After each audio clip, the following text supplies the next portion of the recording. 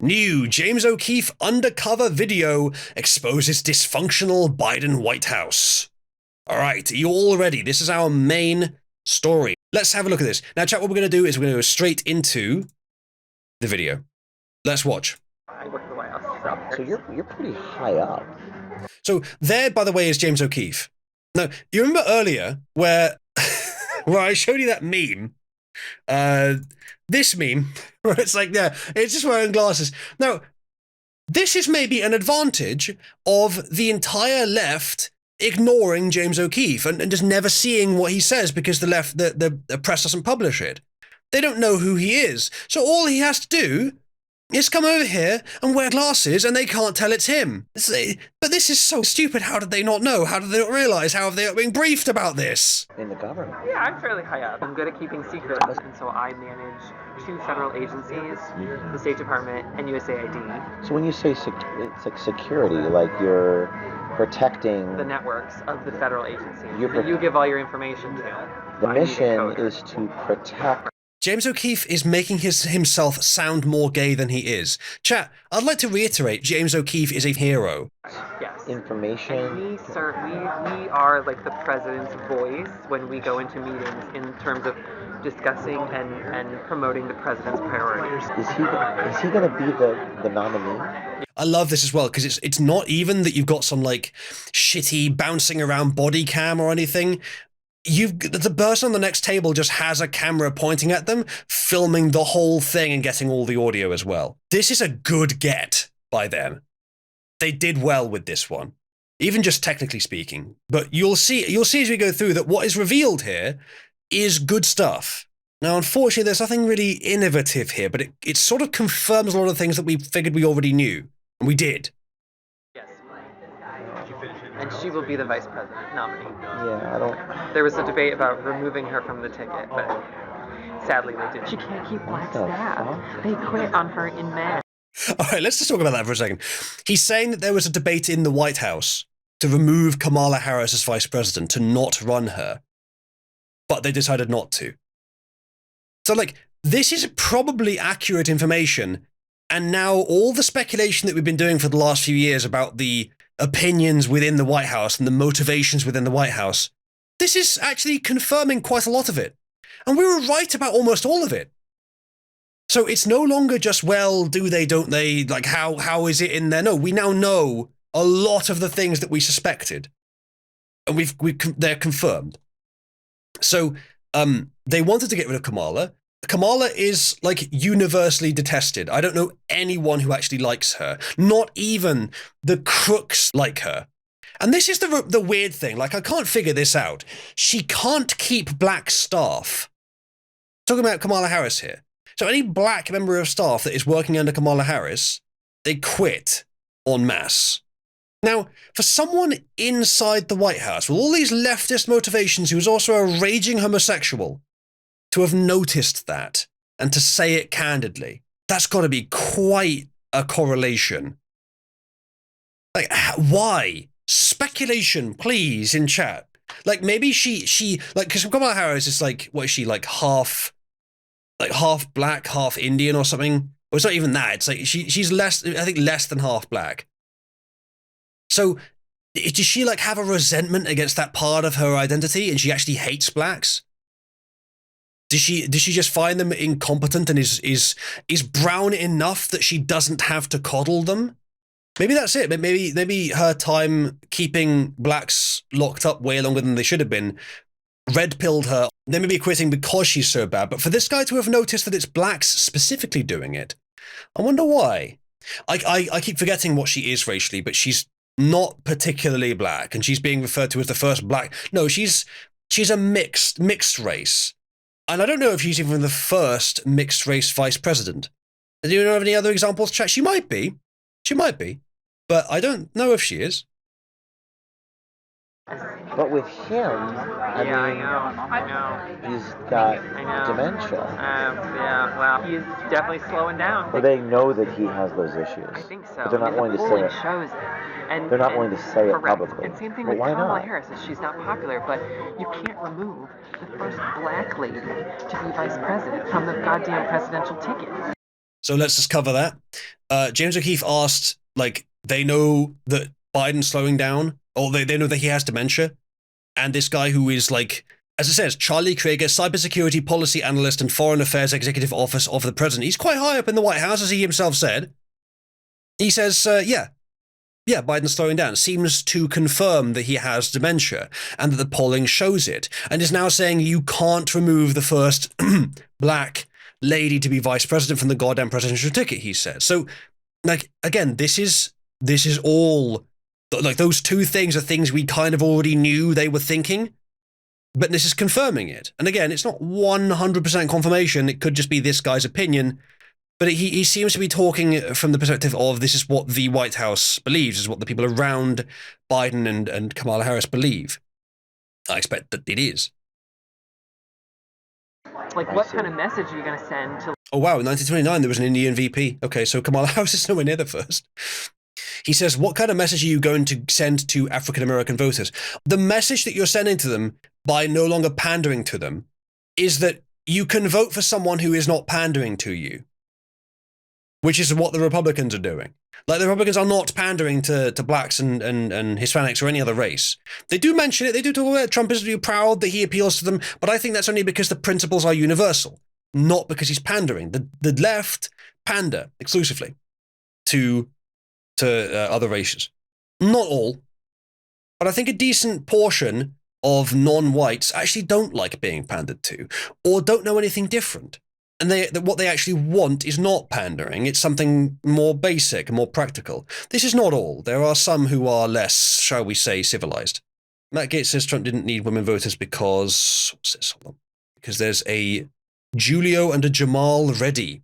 That's not really pandering. Because again, it's not saying, like, that they're better or that they're going to give them special privileges. He's saying that if there is a deficit in the woman vote, it will be filled by the fact that Hispanics and blacks are voting for him more. So I don't think that's pandering. I think that's just like a analysis of the statistics. I'm not trying to. I hope you don't view this as me trying to, like, cope or anything, but I don't think it's pandering. It's like I mentioned earlier. It's acknowledging the approval. And any pride in it is because it means the principles apply, specifically without pandering. I think this is actually a good sign. Although the women not voting for Trump, I don't know if women are voting or polled as voting less for Trump than they did last time. I don't think so. So I don't know. Yeah, I kind of like the red suit as well, yeah. Right back to where I was before. Like, African-American voter. How would you spin that? People would be like, what the fuck? Like she's a woman and she's multiracial. I think that they're really concerned about this. I like that he's leaning in close just in case anyone else hears. Yeah, don't worry about that, buddy. Yeah, no, you can trust this guy. You can trust this guy, no problem.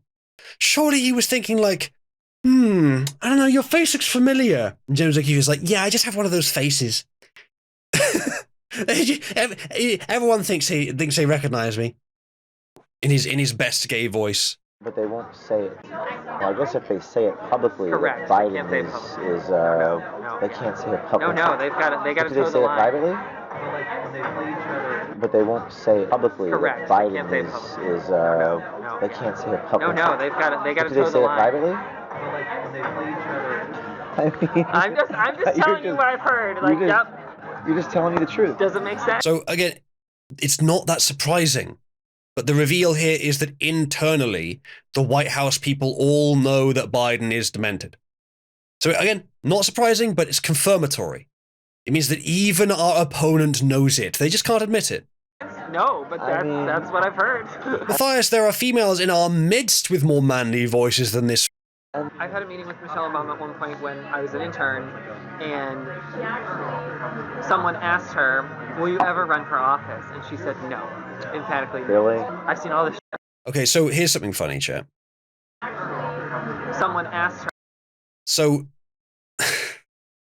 it's so stupid. So this is about Michelle Obama. They're asking, there was an interview, apparently maybe this interview was not very public, and she was asked, will you ever run for office? And she said no. Now, in the text here, you can see it says empathically no. That is the wrong word. They mean emphatically. which means like strongly, vehemently. But they've written empathically. I've seen all the shit my husband has had to go through, and that does not interest me. People would be like, well, I don't think we should have to get the vaccine. And I'm like, fuck you. It's like, you're not going to get the vaccine, and then you're going to go expose my family in the hospital. Exactly. Oh, no. Not exposing your family to something milder than the common cold. Oh, no. This attitude made sense, like, for a couple of months. Like, the attitude of wanting to avoid it made sense for a couple of months, but after the virus calmed down, it really didn't anymore. Feels as maybe they did a Trump so that the mainstream will fact check false the entire video based on a typo. Yeah, maybe. Ronald, you missed it. He was speaking as if he was Kamala Harris, not Michelle Obama. There, he was saying like Michelle Obama's reason for not wanting to run is that she's seen the shit Obama had to go through, and didn't want that to happen to her. We paused and talked between it, so it wasn't clear, but that. Vaccinated COVID, like, fuck you. So you work in cybersecurity for the White House, and my question is, what are you doing on a meeting with James O'Keefe? What type of cybersecurity? He still doesn't know. He still doesn't know who he is. The operation you guys run over there? We're running a good cybersecurity operation. Well, obviously not. That's so funny. He actually revealed himself. And he still didn't know. Like, that's, I hadn't thought about that. This is not just some staffer. It's not just someone that's responsible for folding the towels in the White House. This is the cybersecurity guy. And he's talking to James O'Keefe about everything. Just how fired is he? James should ask the guy who left the pot in the White House. I love how James is like, the Superman reveal. I am no Clark Kent. I am Superman. And the guy's like, who? He still didn't know.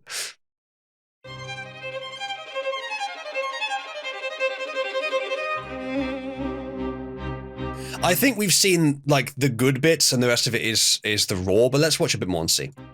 That they say it publicly Correct. that Biden is what is this clown show you guys running over at the White House? Videos like these will be brought to you in part by support with funding from the Citizen Journalism Foundation. By the way, I went to their website, O'Keefe Media Group, and they haven't updated the website since September of last year. None of the stories, or November last year, none of the stories since then have appeared on their website. So, James, before you tell the White House, admittedly they're doing a far worse job, before you tell them that they're running a terrible tech operation, maybe put a few more articles on your website, or get the guy that's supposed to be doing it to do it, or set up an RSS feed to automatically post them there. Like, it's not difficult, James. It's not difficult.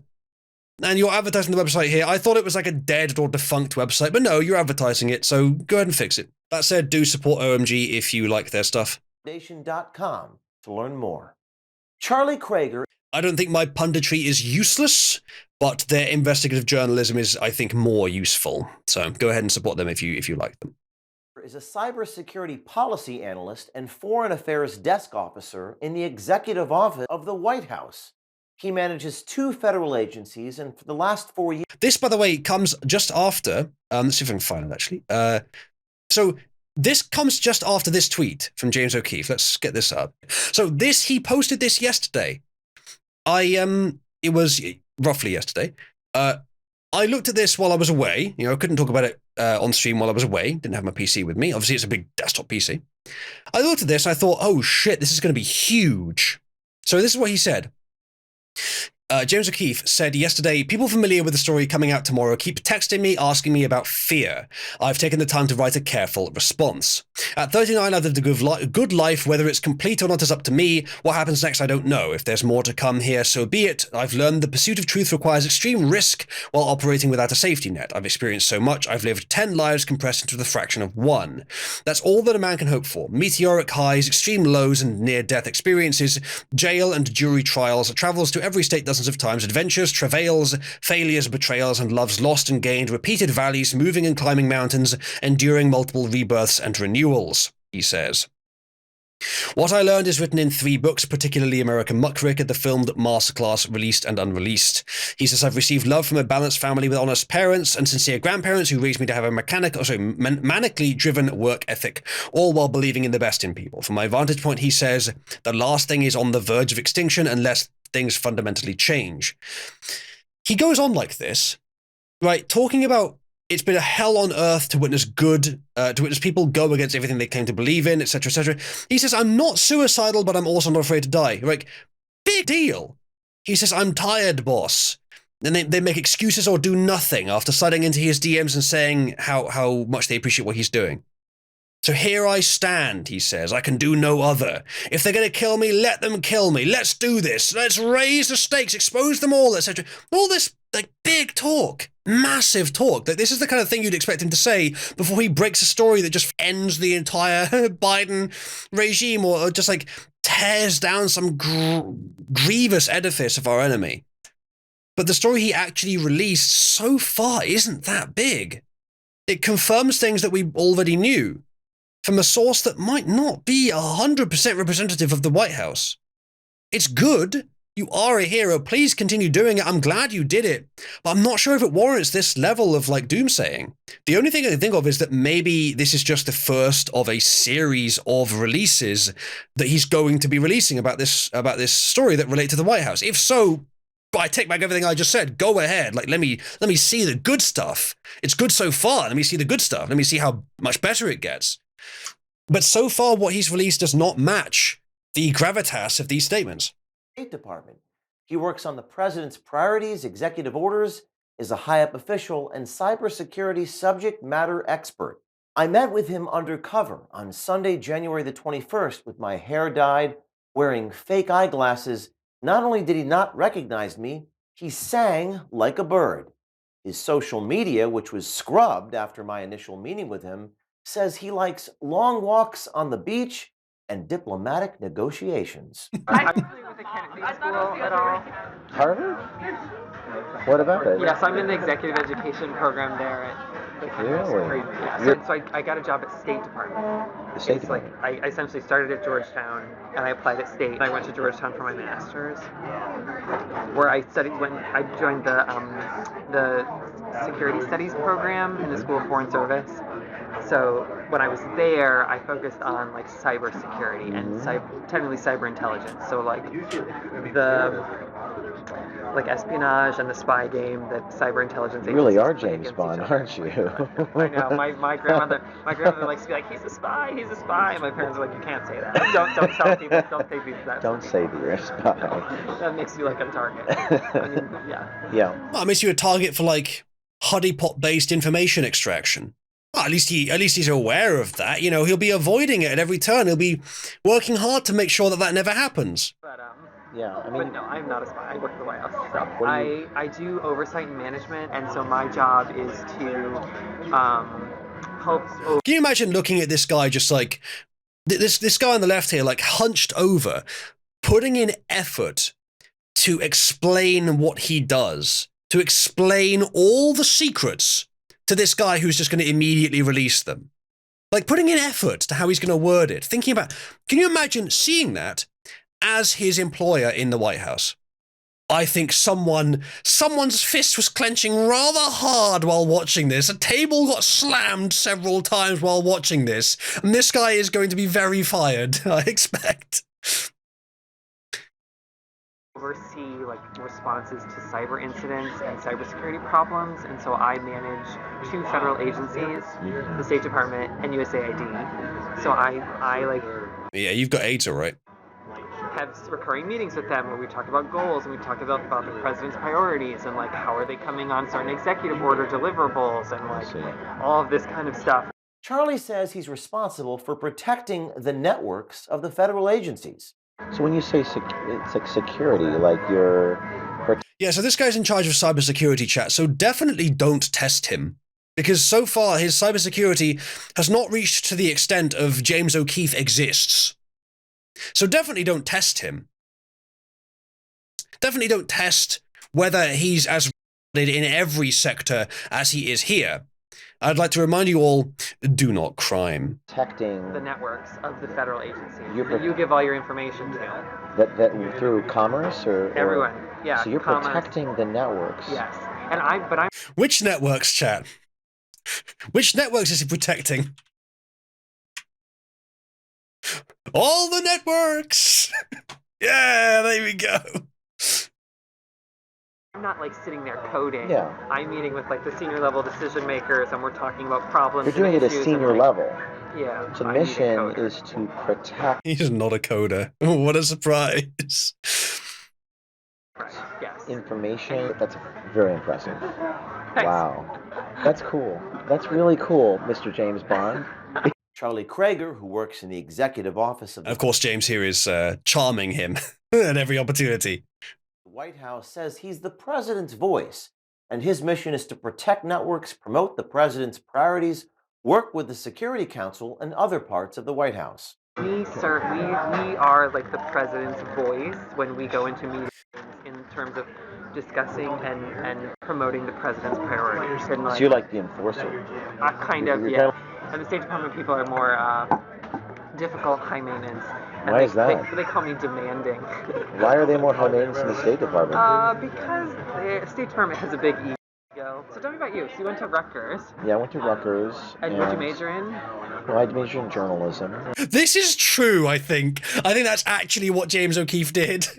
I majored in journalism, and the guy's like, oh, okay, I'm sure that doesn't bode well. I'm sure that doesn't bode badly for me, like, spilling all my secrets to you if you majored in journalism. Oh, I'm sure what you're doing now is, it could be anything. You're a trampoline instructor. I'm sure that's what you're doing these days. Majored in journalism. Didn't continue that path, obviously. Let me just keep spilling my secrets to you, though. I designed. Like, this guy is trading, just so everyone knows, in case it's not clear, this guy on screen right here is trading state secrets for potential dicking. Brochures and pamphlets. I'm very, very good at that. I'm probably one of the best there is. And I'm also. Oh, you certainly are one of the best there is, James O'Keefe. There's no doubt about that. very good at sales. Why do you think you're one of the best there is? It's Does it 20 take years you of to do that? experience. Oh, okay. But what I do is not as interesting as what you do. That's okay. What you do is a movie, I guess, or something.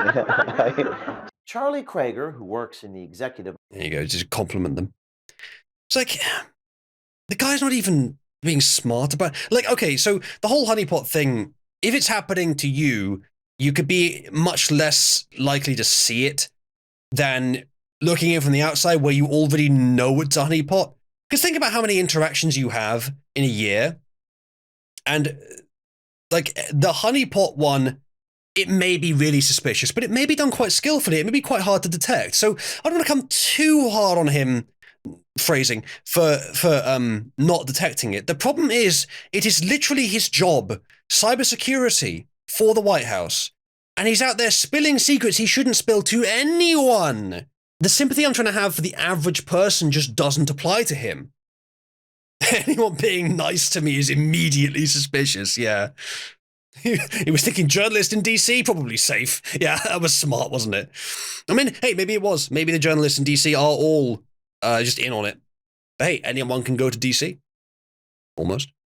office of the White House makes his politics crystal clear. And I like had several dates where people would be like, well, I don't think we should have to get the vaccine. And when you say people, you mean men, right? I'm like, you. It's like, you're not going to get the vaccine, and then you're going to go expose my family in the hospital. Exactly. We're also, by the way, way past the point now where the vaccine has been like, it's not even useful anymore. It's not even like, maybe it never was. The whole thing on the advice of like, when I would say that maybe if you're elderly, the vaccine is worth it, because if it provides any protection, then your natural immunity is not really going to help, and you could die even from something as mild as what is now essentially a cold. Maybe get vaccinated if you're old, but like still give it a lot of thought and look into it. But I'm not even sure I'd say that anymore. The latest, as far as I know, is that it's not even useful in terms of that. Of course, we'll never be told that for certain. But there's not much advocacy these days from the establishment to get vaxxed constantly, more than before the pandemic, obviously. So it is still a boiling of the pot. Rick says, I know Joe Biden's dementia is obvious. However, in normal times, the health of the president is something a person at this level would know not to share with a stranger. Indeed. Indeed. Absolutely. You're unlike vaccinated COVID. Like, fuck you. Charlie Krager, who works in the executive office of the White House, Ugh. got to talking about President Joe Biden. I told him I love everything that Joe Biden does, but asked Charlie about Biden's mental fitness. I love everything that Biden is doing. I love his policies. What policies? I know, James, you're bullshitting here, but what policies? Like, oh, we're thinking about banning gas stoves. I don't know. Yeah, should have been a red flag. Yeah, what's Biden's flagship policy? He has done a few, but they're really minor, boring things. Mostly it's just like underhanded shit that sabotages the country directly, that's not being announced as a policy. They don't have time to talk about policy. They don't have time to come up with policies for Biden because Biden spent all this time asleep or eating ice cream or pretending to be working. And the people around him are doing all the underhanded nation sabotaging shit. Just witnessing it just looks, it's a bad look. I mean, he can't, struggles to talk. Yes. And Yes, he's no Barack Obama. Is he going to be the nominee? Yes. And she will be the vice president. No. Now, how can he be so certain that Biden will be the nominee this early on into the primary process? Well, the incumbent pretty much always wins. Democrats, I mean, he's been abysmal. They could run someone else. They could change over, but they're not going to. They never do for the incumbent, but also they wouldn't want to. I think he's what they want. Now, granted, he can only run for 2 terms. He can only stay in for 2 terms. I think that's a convention, but it's very well followed. He can only be in for 2 terms in total, so he's going to have to go out next time, even if he was in this time. But the point is, to go along with that they don't have anyone to replace him, which they'll get onto here, I think. Kamala's certainly not a valid replacement because they probably hate her even more than they hate Joe. Oh, is it in the Constitution, Ghost? Okay, I thought that it was a convention, that it was just a norm, but perhaps I'm wrong. Constitutional law, okay. Oh, it was originally convention. Okay, fair enough. I see. All right, fair enough. Yeah, no, I think it's a good idea. I think it's a good idea. I think maybe you would agree, like, you could have some sort of referendum where if you get like 75% of the public agreeing, then you could have a 3rd term. Maybe, or maybe 66% of the public agreeing could have a 3rd term. But then that's it. So if you have a really good leader who deserves 3 terms, then you could keep him in for all 3. Maybe. I would be good with that. Yeah, I don't... There was a debate about removing her from the ticket, but sadly they didn't. I agree. So they were actually considering removing Harris from the ticket, even though Biden's the incumbent. And they know they're running Biden. Like, think about this, chat. Kamala Harris is so bad that they were more willing to get rid of her than Biden, who has dementia and obviously shows it. That's how bad Kamala Harris is. With everything Biden is doing, is just his cognitive ability. Like, I have a grandfather who's 91, and Joe Biden is worse than my grandfather who has dementia. Yeah. You know, he's sort of walking. Yeah, so the guy on the left here is... okay, they got an overlay, that's good. The guy on the left here is a White House staff member. Is in fact like a department head. And he's saying, yeah, we know he's got dementia. Yeah, it's pretty bad. So, like, it's obvious. We kind of knew this already, but it's nice to see that they are just as aware of these problems as we are. But they're running him anyway. It's sort of like, you know, and I think that voters are going to look at that, and it's going to hurt us. I think that independents are going to look at that, and they're going to be like, I can't deal with that. But with him, I know. He's got dementia. Yeah, well, I don't think he has that clinically yet. No, yeah. But he says clinical dementia. That's probably just because he hasn't been diagnosed, guys. He does. he does have the dementia. I'm sorry to say. It kicked in sometime around 2016, where, like, when he was vice president, there wasn't much indication of this. Oh, I just heard myself through chat, I guess. There wasn't much of an indication of any kind of dementia. He seemed mostly lucid. He seemed fine. Obviously evil, but fine. He'd appeared in speeches back then and hadn't showed any signs of this. But then, in the 8 years following that, problems. Now, was it 2016? I can't remember. It was 2014 or something. It was sometime around there. It was during Obama's presidency. Near the beginning, he was fine, and then for his run after that, he was broken. So the dementia kicked in sometime around there, like properly. That's when he had it, and they obviously they still haven't diagnosed it. They probably have to tell the public about that if they did. But let me repeat, chat, that and this is not going to solve every problem, but it'll help a bit. That by convention, not law, but by convention and by expectation, and there should be like a day where it's expected to be released, every president should perform a cognitive ability test or like a cognitive aptitude test. Just for basic, you don't even have to, nothing complicated. Don't go to anything like really complex, just some basic stuff. They're the kind of things that like any adult should be able to answer pretty easily. Some basic stuff. They cover lots of different areas of cognitive ability, but just basic stuff. And just have them do the test while the test is being filmed. And then release that video. That would rule out quite a lot of people who do have cognitive impairment. And Biden coming into the office, like being forced to release that video, it would not be a good outcome. There are ways that it could be manipulated, obviously, Achilles, but it's just one more little thing that's difficult for the enemy to get around. Exactly, just making draw a clock, like simple stuff like that. The thing is, like, Achilles, if the audience is aware of what all the questions are, then it doesn't really matter if someone makes a shitty test because the audience will see it. That the audience has to see the full video. Trump should do that. He should do that in like maybe a couple of weeks after the beginning of his term.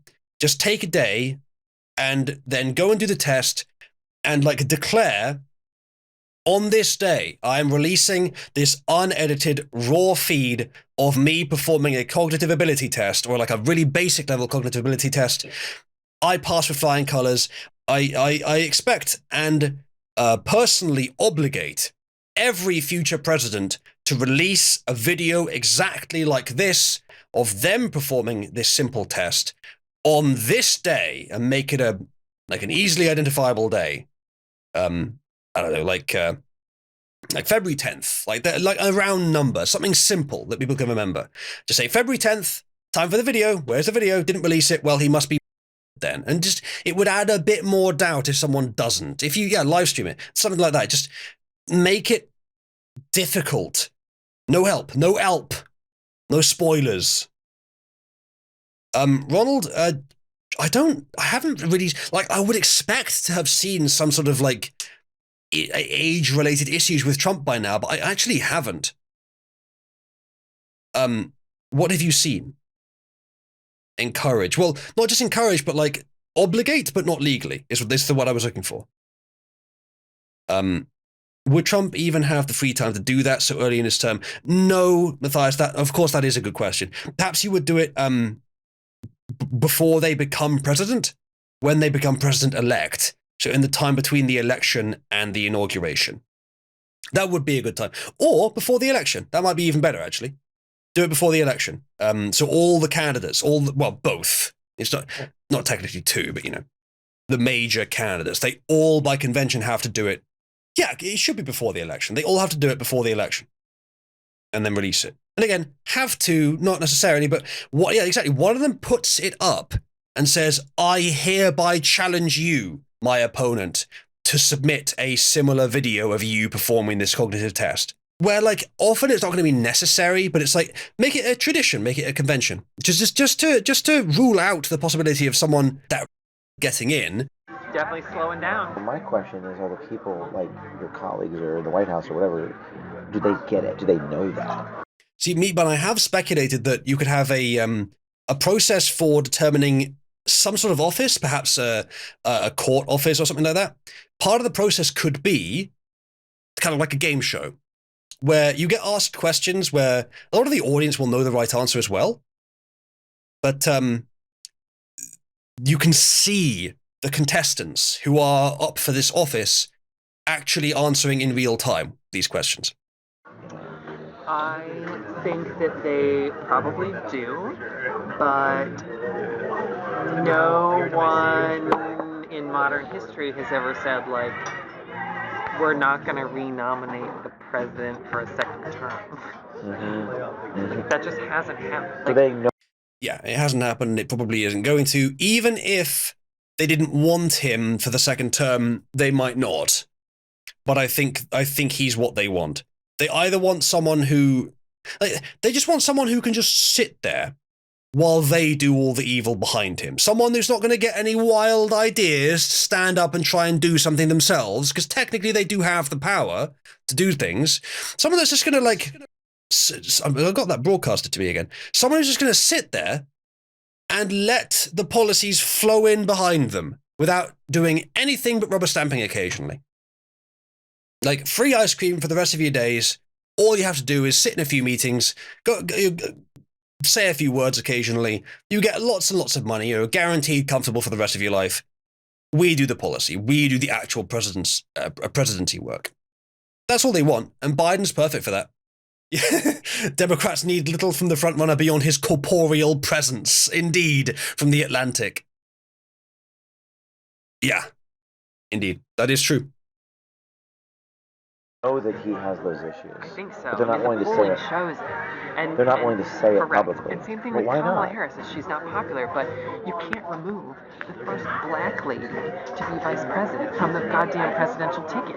Like, what kind of message are you going to send to, like, African American voters? We already discussed how silly that is earlier, because James O'Keefe does, like, the highlights at the beginning and then the raw video with commentary for the rest of it. I think it's quite a good layout, actually. I quite like it.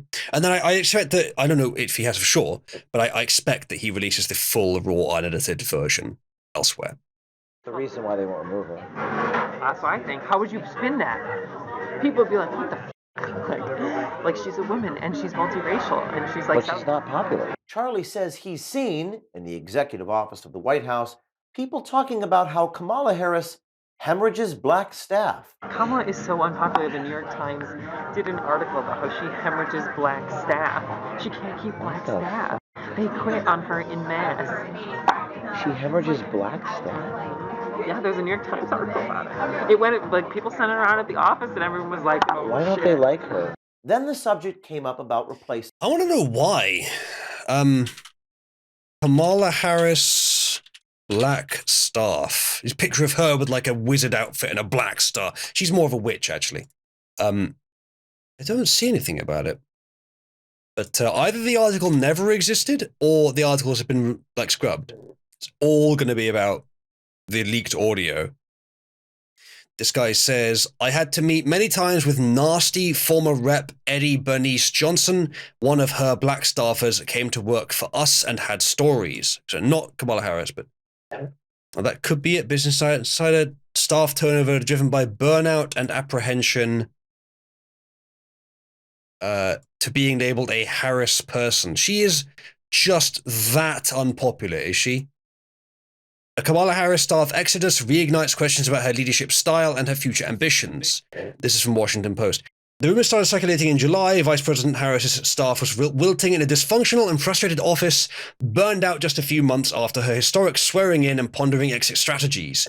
A few days later, Harris hosted an all-staff party at her official residence, where most of her office bit into hamburgers and posted pictures of smiling, congenial co-workers on Twitter, pixelated counterpoints to the narrative of an office in shambles.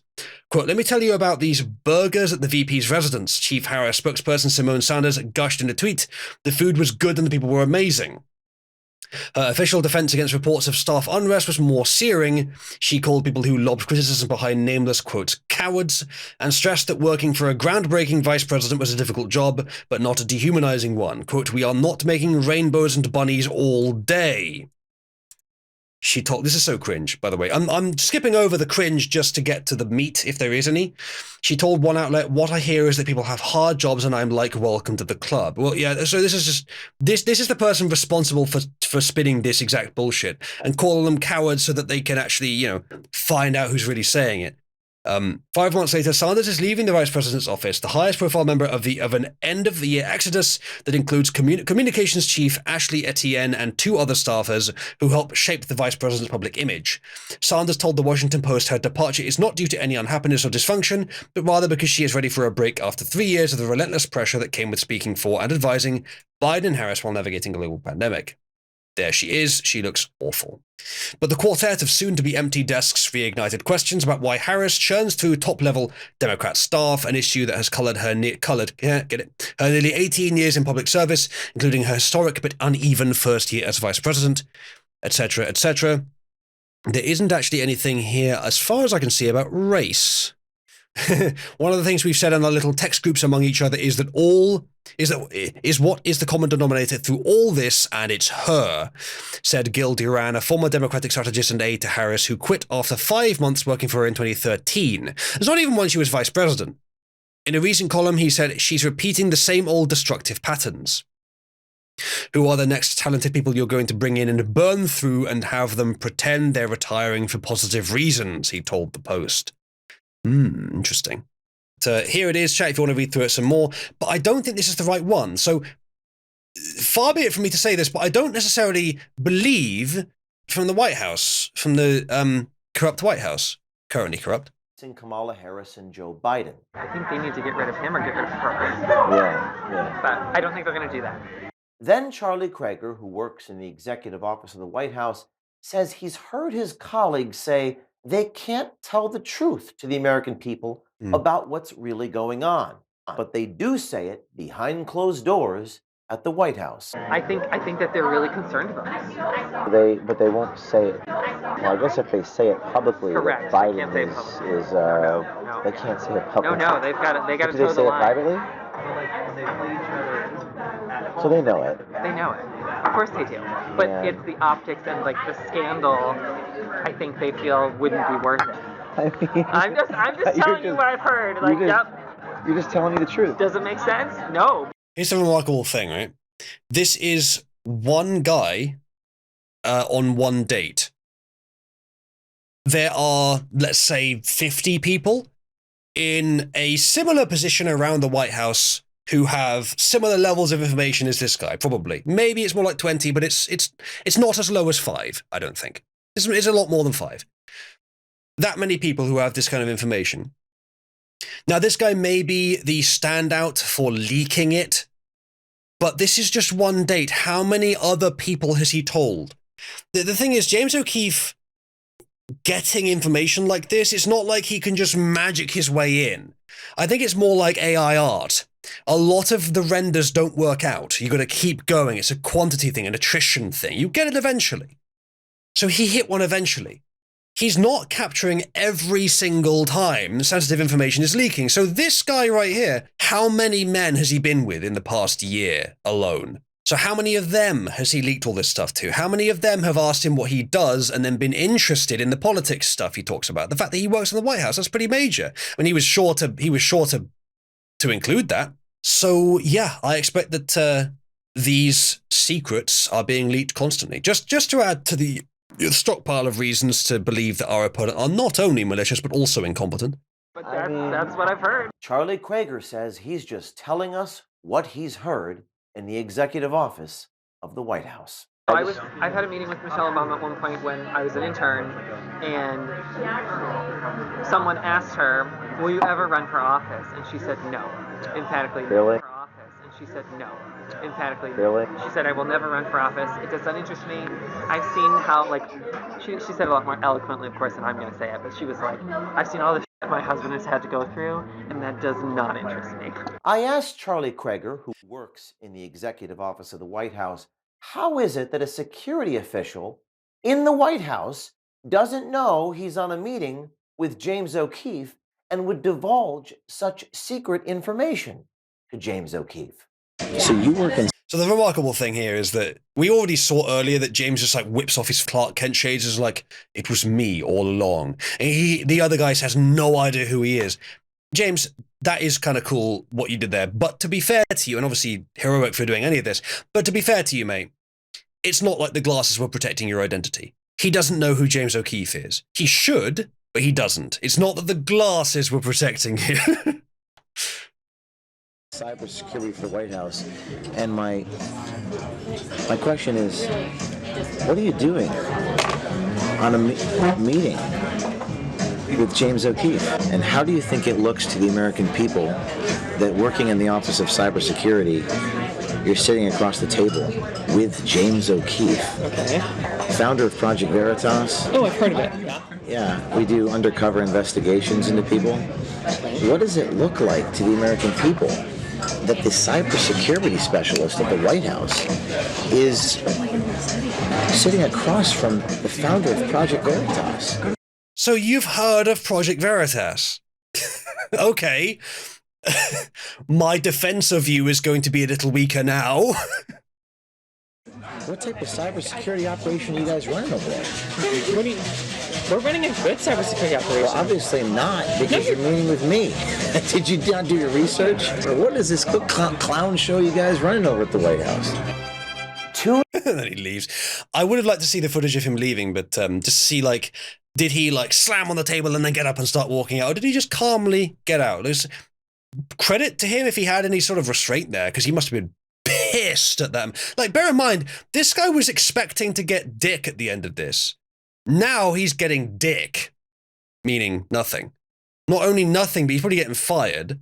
He's been being shamed by a large portion of the American public. Tune in tomorrow for the full reaction of Charlie Krager when I reveal who I am. What we have learned in OMG's undercover investigations into DC so far is that we have more problems in this country than the White House is willing to admit. Our high-ranking source, Charlie Krager, told us exactly what he has seen and heard that only a rare few have access to. It's very nice to see even just a few of our beliefs being basically completely confirmed by this. Like, again, I don't trust as a particularly reliable source, but I don't think he was lying there. I think he was being, he was maybe exaggerating, maybe embellishing a little bit, but I think the basic truth is all there. With a vice president who causes hemorrhages within black staff, a president who has not yet been... Okay, now to be fair, James O'Keefe, she was not causing the black staff to have hemorrhages. That's not what he meant. I mean, if she was, I think there are some people out there who would appreciate that, but that's not what she was doing, I don't think. The way he worded that, it's like, hemorrhages among black staff. No, she was hemorrhaging black staff. It's an analogy, James. That's quite funny, though. Test for dementia, but people continue to talk about his ability to lead behind closed doors, and apparently Michelle Obama, who is not coming to the rescue, according to Charlie Krager. We are going to be keeping a watchful eye during the election season and would like for you to step forward and volunteer, get active, and get involved at OMG. There you go. That's that. Now there's more revealed here on YouTube. Now, some of this may be repeated, but I don't think most of it will be. My question is, what are you doing on a meeting with James O'Keefe?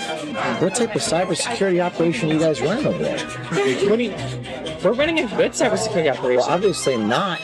We're here in Washington, D.C., in the nation's capital, with an individual who works at the White House Office of Cybersecurity. Cybersecurity office. He's covering his face, everyone. He's covering his face. Hi, I'm James O'Keefe. It's Jim O'Keefe in disguise. It's James O'Keefe, the journalist. You can buy these cameras at omgundercover.com. Right, I was just saying earlier, I bet the glasses have cameras in them. We got cameras in watches, we got cameras in glasses, we got cameras in keys, we got cameras in cups. We have a camera here, we have a camera here, we have a camera on you right now. Guys. I mean, yes, though it is obstructed by a plank. Well, the glasses camera, but the frame is kind of nice. Oh, I don't know. I think the frame is the the downside of it being a camera. But, you know, you needed to be a camera. Not disguised. Disguised, not disguised. Support our work, buy our cameras, omgundercover.com. He laughed. Hey, that's a pretty good business model, actually. Go ahead and patronize that if you like it, chat. If you could have a hidden camera for any purpose, or just buy it to support them. If you have the money to put towards what seems to be a pretty good cause. One question I have for you is, have you ever heard of James O'Keefe? Videoing. Have you ever heard of James O'Keefe? Is that a painting? Just George O'Keefe, who drew vaginas. Yes, no, similar. Similar name. I like it, Painter. Of course, the gay guy would know, but never mind. Whatever. James O'Keefe, No. the investigative reporter. No. So you work in cybersecurity for the White House. I focus on like cybersecurity and technically cyber intelligence. I mean- but no, I'm not a spy. My question is, what are you doing on a meeting with James O'Keefe? So I'm an undercover investigative reporter. Okay. My name is James O'Keefe. Yeah. I'm doing an investigation. But you into didn't ever declare your like that you with who you were with. Why are you doing an investigation? You didn't even know who I am. Because you work for the White House Yeah. So. in the office of. So he's saying, so yeah, you've been caught, mate. You're already gone at this point. Chat. Press 1 if you don't think a journalist should have to announce that they are a journalist before videotaping like incriminating shit. Now, I don't like most journalists. In fact, specifically because most journalists are not journalists, they are propagandists. But they'll still sometimes put a camera in your face. They'll still try and get a like statement from you. And if they try and do it without showing you the camera, you could argue that's ethically questionable. But in that case, it's specifically about what they're doing and like what you're admitting to.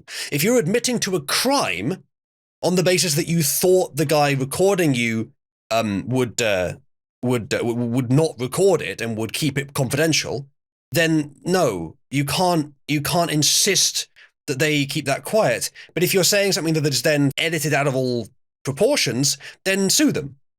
And maybe they shouldn't be allowed to, but certainly we can start with then sue them. But if like this guy's implying like, what, you never said who you're with, mate. He's with you right now. He's not with anyone. He runs his own media organization. Anyone can be the idea that in order to be a journalist, you have to be with a publication. No, anyone can be a journalist. That's how it should be. I think he's just grasping at straws here, just like mad cope. Cybersecurity. Yeah. And how do you think it looks to the American people that working in the Office of Cybersecurity, you're sitting across the table with James O'Keefe? I love how many cameras are on this guy and I never saw any of them. Like, the perspective right here, don't think of this as a movie. Think of this as a private meeting that we're lucky to be able to see any of. And we've got a full color, good perspective shot of this table where you can hear both of them talking. Granted, the mic, I think, is on James. They've mixed the sources. It's impressive just how many. He's got the cup right there. You can see the cup. I bet that's got a camera in it too. It's like the problem is that the more James sells his cameras, the more the enemy is going to know what to look out for. But it makes James's job harder. But then again, he gets paid for it, so maybe it is worth it overall. But maybe he shouldn't. Maybe he should be more careful. Maybe they probably only sell some of what they use, and they also use other things too. Still, though, it does make it harder. Founder of Project Veritas. Oh, I've heard of it. Yeah. Yeah, we do undercover investigations into people. What does it look like to the American people that the cybersecurity specialist at the White House is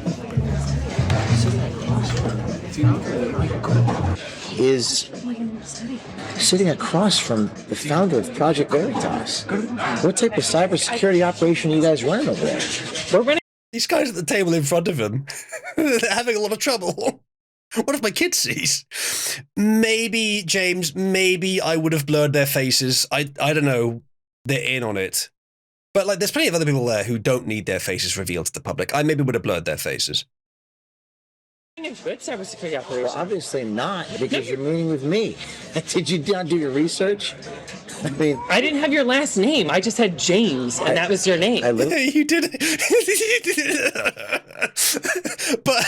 But sir, my enemy didn't tell me their full real name. How was I supposed to know that they're the most famous investigative journalist on the other side of the culture war in the entire country? How was I meant to know? Like, this is how you deal with other countries. How was I supposed to know he was a spy, even though he was in the White House speaking fluent Russian, always with shifty eyes and holding a silenced pistol, darting from corner to corner? How was I meant to know he was a Russian spy? Jesus. Yeah, even when he had the name James O'Keefe, the guy was just like, "Oh, Georgia O'Keefe." No, no, mate. He posted my photo on Tinder. How did you not recognize? Yeah. I mean, you work in security. You're responsible for protecting the networks of the security infrastructure, as you said. So when you say it's like security, like you're protecting The networks of the federal agencies You're that you give all your information to.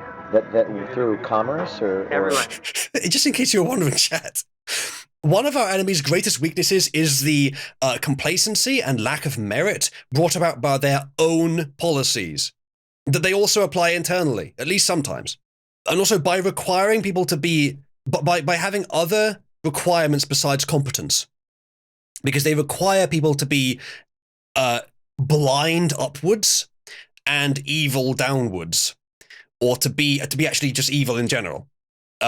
They require people who are not honest. And which I will say, chat, I think the majority of people are honest. But it looks like the other way around, because the people in power a lot of them are the dishonest ones. They have specifically found their way there and culminated like an abscess. But I think most people in his position would be too honest for the job. And so they have to have that as a primary requirement, and competence becomes secondary. And that's just one of the ways that competence becomes lower prioritized. This is true across every realm of our opponent's domain. Pretty much. So don't ever assume that they're just mastermind geniuses who are unbeatable. Though the unfortunate thing is they may, in their collapse, they may take large parts of our system down with them. Which is why it's actually quite a good thing that we're doing it gradually. Because we can adjust. We can just continue on from where we were, having replaced all the incompetent and evil people gradually through a fair process of merit with our own people. Achilles, he kind of is, yeah. Like, everything that James O'Keefe does, all the releases, would theoretically make his job harder the next time, yet he continues doing it competently. Maybe, as I said earlier, the advantage, like, this guy doesn't know who he is. The advantage of the press covering up and never reporting on any of this stuff from James O'Keefe, any of these releases. The advantage of that is that our enemies don't know who James O'Keefe is, and they're not familiar with these strategies. And again, as I said earlier, they're also incompetent, so they're not going to figure it out anyway. But Uzalu, how will my preferred system get implemented if there isn't total collapse? Matthias, you have no idea how much I've had to deal with essentially that question. It's kind of annoying, actually. But yeah. Yeah, this guy may have been a DEI hire. And DEI is another factor that reduces competence, because you're prioritizing something else. And you've got DEI, you've got, as I said earlier, the requirement for blindness upwards and dishonesty, and all kinds of other requirements to just to like have the same ideology. All these things coming above competency. Competency gets pushed quite a long way down. And in the end, you don't have enough competency to keep the evil running. Yeah, So you're protecting the networks. Yes.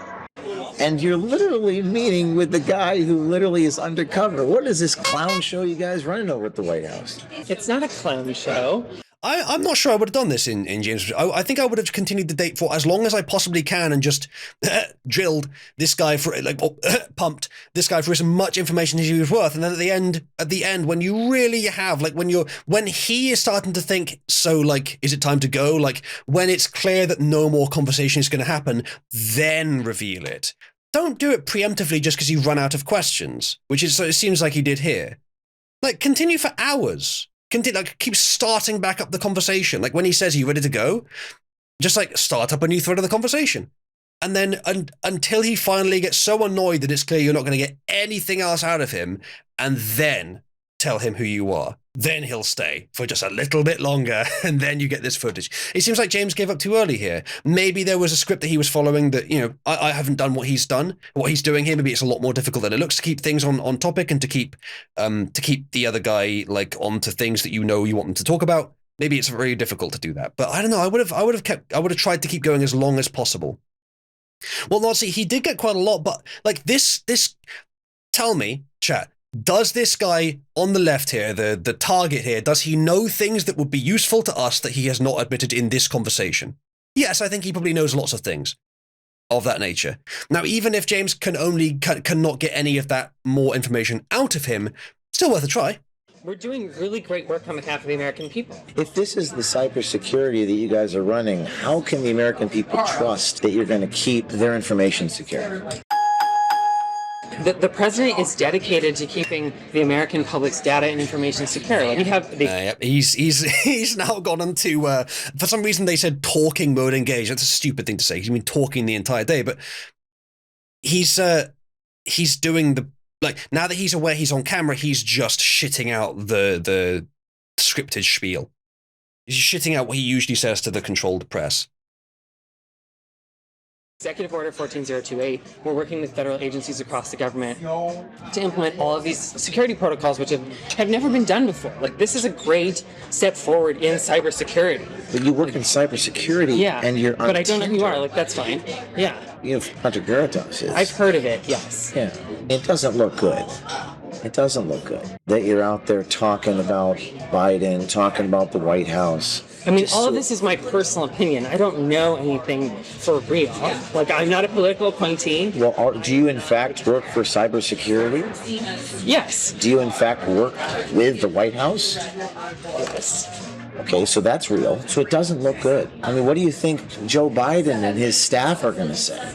What do you think they're going to think when they hear that someone such as yourself, and you said that you are not a very low-level person, so you're pretty high up in the government. Yeah, I'm fairly high up. I mean, I'm a career employee, but I'm not a political appointee. I'm not a manager. understand. I am not a senior level. What do you think people are going to say there when they find? He's just trying to climb it down. He's just doing everything he can to climb it down. Not a whole lot, yeah. I don't think Joe Biden's going to be thinking much. Joe Biden might be aware of this.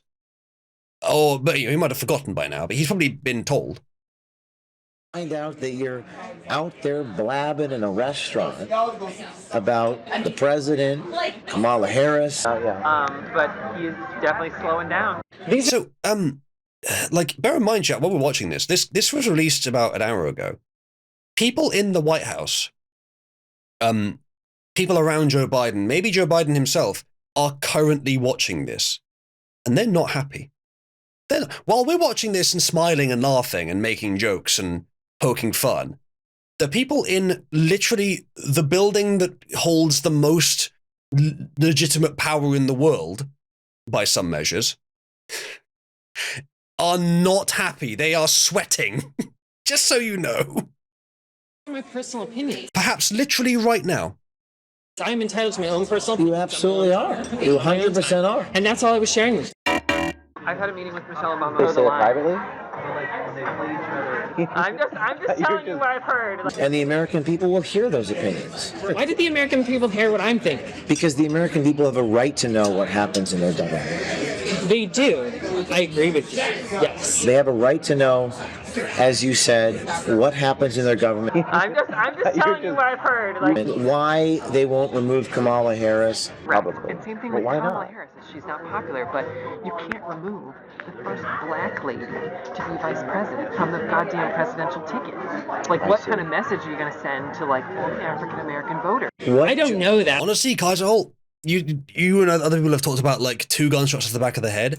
I think they will be a lot more careful than that. I don't think they will fire him. I think they'll shuffle him around and do things that won't get into the press. They'll obviously, like, he's not going to be getting given any additional information. He's going to be told, all right, from this point onwards, you're essentially fired, but you're going to be staying on officially. And in a couple of years, you will no longer hold this position. It will be quietly scrubbed.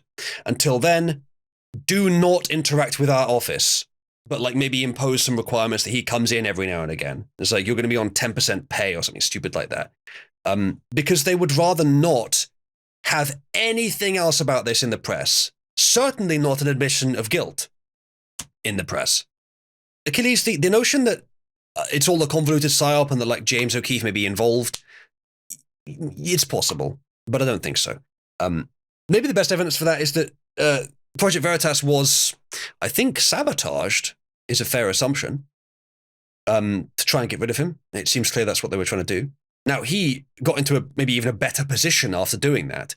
But still, I'm with you that you've got to consider every angle these days, but I don't think so in this case. I'm guessing. I have no idea. I don't have any official word. This is water cooler rumor mill chat like every. And how could that get... Okay. Yeah, but buddy, not everyone works in the White House. Not everyone discusses it at the White House water cooler. Just ask him, like, were you lying about everything you said? He probably would say yes right now. Or something similar. Thanks for saying. We're here in Washington, D.C. James O'Keefe paid. in the nation's capital with an individual who works at the White House Office of Cybersecurity, and he's running away from me because he's been caught on a hidden camera here. How can they He's trust? still got his drink. It's like people are wondering, why is that guy carrying his drink around like that? Why is he holding it like that? No, it's a camera. It's not a drink. The Biden administration with security. This is a clown show. Cybersecurity office. He's covering his face, everyone. He's covering his It's the face. equivalent level of cybersecurity that he actually has available to him, covering part of his face from one of the two angles that are being filmed.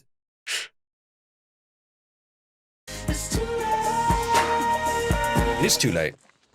The question for the American people want to know is, how can we trust the Biden administration and the federal government, for that matter, with securing networks, which is your job, when you're literally in a meeting with James O'Keefe? You're not a dumb guy. You go to the Kennedy School.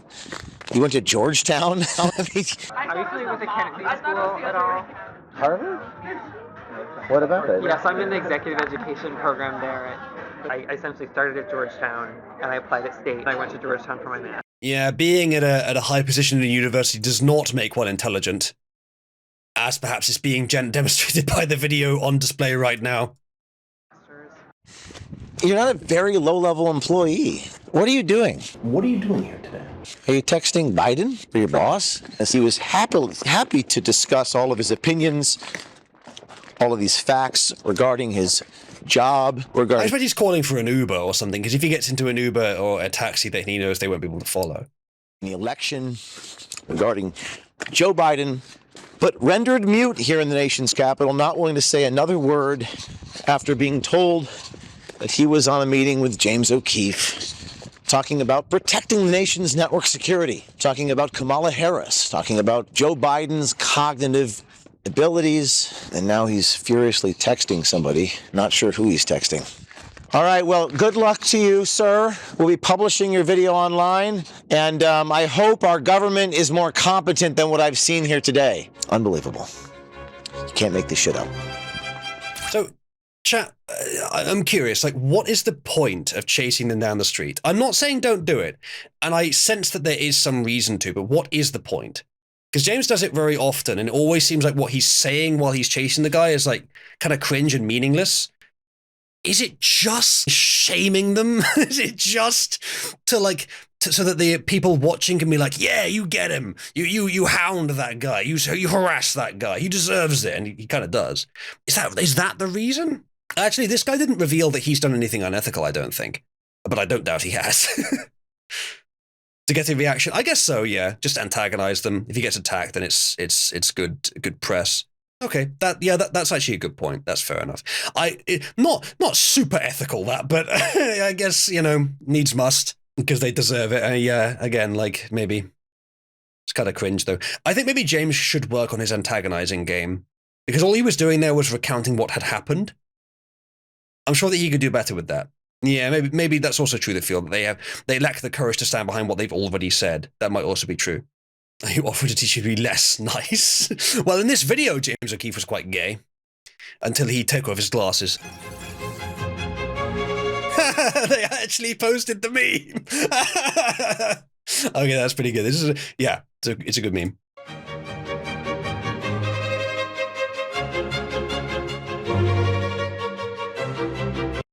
James O'Keefe is out here white hat honeypotting gay government officials in Superman glasses. This timeline is wild. Yes, it is.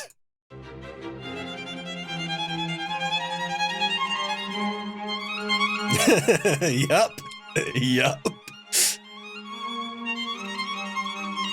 Mm. Yeah, exactly. Like, he had been hiring, or like, he'd been getting reporters or whatever. I don't know if hired or like already part of the organization, but other people were the ones usually doing it. But for some reason, this time he did it himself. I wonder actually if usually he does approach them on Tinder or Grindr or whatever. Actually, he said Tinder this time, didn't he? Which is not the gay one. So maybe that guy's bi and not gay. Either way, I wonder if he normally sets it up as like Jim O'Keefe wants to connect with you. And they're usually like, oh, I've heard of him. He's the Project Veritas guy. No, swipe him away. Why did he message me? That's weird. Oh, but this guy, this next guy, he looks great, and it's James's employee. So like he scattershot it. You know, you get multiple people to give it a try, and even James will do it as well. Even though he's quite recognizable, he's still not like a household face. And this time, it just so happened that he was the one chosen, so he's the one that went for it. Yeah, imagine swiping left on James O'Keefe. Couldn't be me.